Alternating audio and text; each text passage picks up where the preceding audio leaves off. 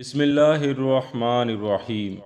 غزوہ تبوک کے موقع پر مسلمان اپنے محبوب نبی صلی اللہ علیہ وآلہ وسلم کے اعلان جہاد کی دعوت پر لبیک کہتے ہوئے ایک دوسرے سے بڑھ چڑھ کر اطاعت و اتباع اور ایثار و بے نفسی کا مظاہرہ کر رہے تھے۔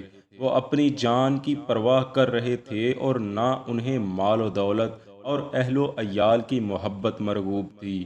ایسے میں بعض مخلص اور سچے اہل ایمان بھی باوجود اس کے پیچھے رہ گئے، لیکن جب انہیں محبوب خدا یاد آئے اور ان کے چشم تصور میں اللہ کے پیارے نبی صلی اللہ علیہ وآلہ وسلم کا حسن بے مثال منور و تابع ہوا، تو وہ دنیا کی تمام آسائشوں اور آسانیوں کو ٹھکراتے ہوئے سیدھے آقا کے قدموں میں آ گرے۔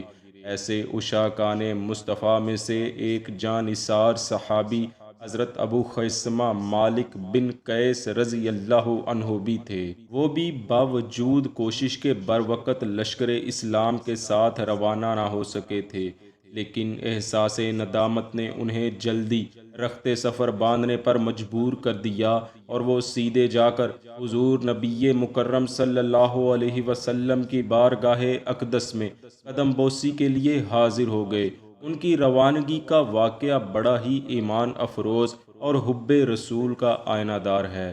اہل سیر لکھتے ہیں، حضرت ابو خیثمہ رضی اللہ عنہ کی دو بیویاں تھیں۔ انہوں نے دو شادیاں کر رکھی تھیں۔ اللہ تعالیٰ نے دونوں کو بڑے حسن و جمال سے نواز رکھا تھا۔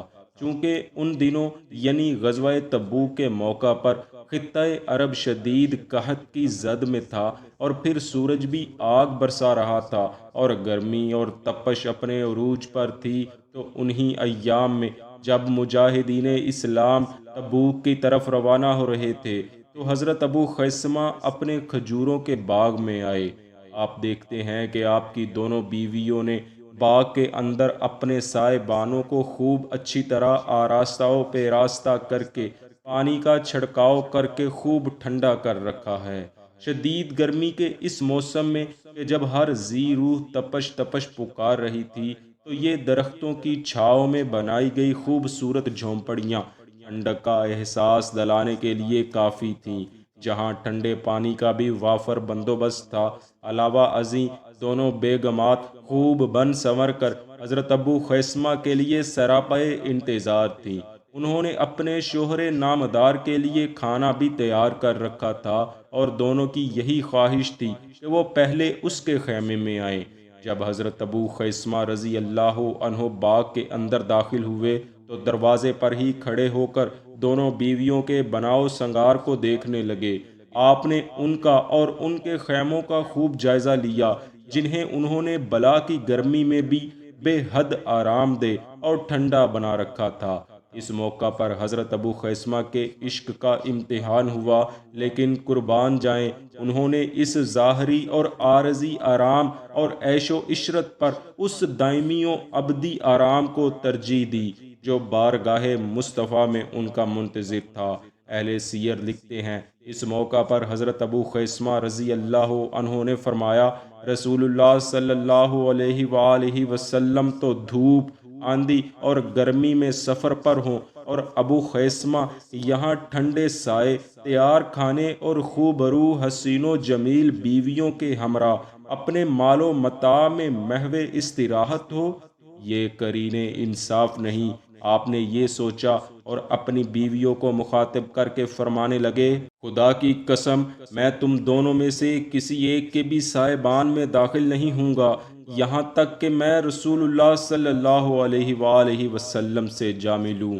لہٰذا تم دونوں مجھے آرام کے لیے قائل نہ کرو، بلکہ فوراً میرے لیے زاد راہ کا انتظام کرو، کیونکہ میں اپنے آقا کو چھوڑ کر کسی صورت یہاں نہیں بیٹھ سکتا۔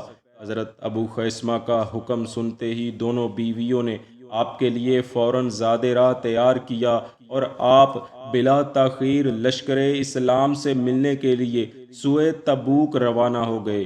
آپ نے دھوپ کی سختی اور سفر کی مصیبتوں کو یکسر خاطر میں نہ آنے دیا، اور بلا تاخیر رسول اللہ صلی اللہ علیہ وآلہ وسلم کی تلاش اور جستجو میں تبوک پہنچ گئے۔ یہاں تک کہ جب آپ تبوک پہنچے تو سیدھا حضور سید عالم صلی اللہ علیہ وآلہ وسلم کی بارگاہ میں حاضر ہوئے اور آقا کو سارا ماجرا کہہ سنایا۔ حضرت ابو خیثمہ رضی اللہ عنہ کا واقعہ سننے کے بعد سرور دو عالم صلی اللہ علیہ وآلہ وسلم نے تبسم فرمایا اور ان کے لیے خیر و برکت کی دعا فرمائی۔